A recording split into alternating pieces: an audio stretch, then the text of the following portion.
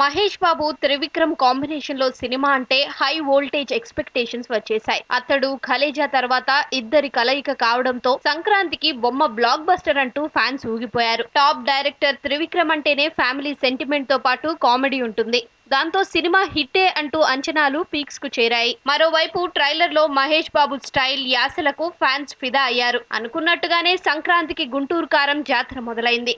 10 ఏళ్ల వయసులో కన్న కొడుకుని కట్టుకున్న భర్తని వదిలి రమ్యకృష్ణ తండ్రి దగ్గరకు వెళ్లిపోవడంతో కథ మొదలవుతుంది. తల్లి లేకపోవడంతో మేనత్త దగ్గరే పెరుగుతాడు మహేష్ బాబు. గుంటూరులో తండ్రి మిర్చి వ్యాపారం చూసుకుంటూ గుంటూరు కారం లెక్క పొగరుగా ఉంటాడు. అయితే చిన్నప్పుడు వదిలేసిన తల్లి రమ్యకృష్ణ మంత్రి అవుతుంది. తన ఆస్తిలో రాజకీయ వారసత్వంలో కొడుకు మహేష్ బాబుకి ఎలాంటి హక్కు లేదని సంతకం పెట్టమని కబురు పంపుతాడు తాత ప్రకాష్ రాజ్. పేపర్స్ మీద సంతకం పెట్టించే పనిని లాయర్ మురళీ శర్మకు అప్పగిస్తాడు.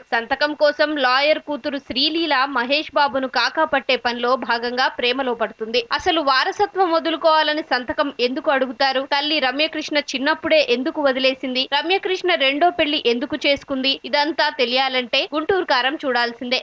వన్ మ్యాన్ షోతో గుంటూరు కారం సినిమాను నడిపించాడు Mahesh Babu. Punch dialogues, full కామెడీతో నాన్ స్టాప్ నవ్వులు పండించాడు. 5 పదుల వయసుకు చెరువులో కూడా 30 ఏళ్ల యువకుడిలా కనిపించి ఫ్యాన్స్ ను ఫిదా చేశాడు. కెరియర్ లో ఎప్పుడూ వేయనంతగా స్టెప్పులు వేసి పూనకాలు తెప్పించాడు చాక్లెట్ బాయ్. వెన్నెల కిషోర్ తో మహేష్ బాబు చేసే కామెడీ సినిమాకు హైలైట్. శ్రీలీల, అజయ్, ఈశ్వరి రావులతో పంచ్ డైలాగ్స్ పవర్ఫుల్ గా పేలాయి. శ్రీలీల ఎప్పట్లాగే గ్లామరస్ గా కనిపించి కుర్రకారుకు మరోసారి కిక్కిచ్చింది. మీనాక్షి చౌదరి, రమ్యకృష్ణ, ప్రకాష్ రాజ్, రావు రమేష్, రాహుల్ రవీంద్రన్ తమ పాత్రల పరిధి మేరకు నటించారు. తమన్ సంగీతంలో గుంటూరు కారం, కుర్చీ మడతపెట్టి వంటి సాంగ్స్ ఆకట్టుకున్నాయి. యాక్షన్ సీన్స్ దగ్గర తమన్ నేపథ్య సంగీతం బాగుంది. మనోజ్ పరమహంస సినిమాటోగ్రఫీ, ఎస్ రాధాకృష్ణ నిర్మాణ విలువలు సినిమాకు ఏమాత్రం తగ్గలేదు. నవీన్ నూలి ఎడిటింగ్ బాగుంది.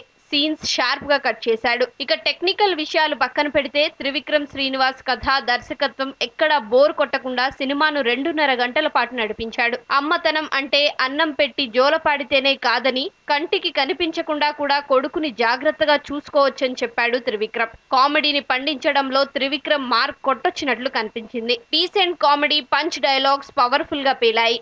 సినిమా బోర్ లేకుండా నాన్ స్టాప్ ఎంటర్టైన్మెంట్ తో సాగినప్పటికీ త్రివిక్రమ్ మార్క్ లేదంటూ సోషల్ మీడియాలో రచ్చ షురూ అయింది. అత్తారింటికి దారేది, అజ్ఞాతవాసి వంటి సినిమాల కలయిక అంటూ త్రివిక్రమ్ పై విమర్శలు మొదలయ్యాయి. వీటన్నిటినీ పక్కన పెడితే కాస్త సెంటిమెంట్ తో నాన్ స్టాప్ కామెడీ కోసం గుంటూరు కారం చూడొచ్చు. రమణగాడి పాత్రలో మహేష్ బాబును చూడడం కోసం గుంటూరు కారం చూడాల్సిందే.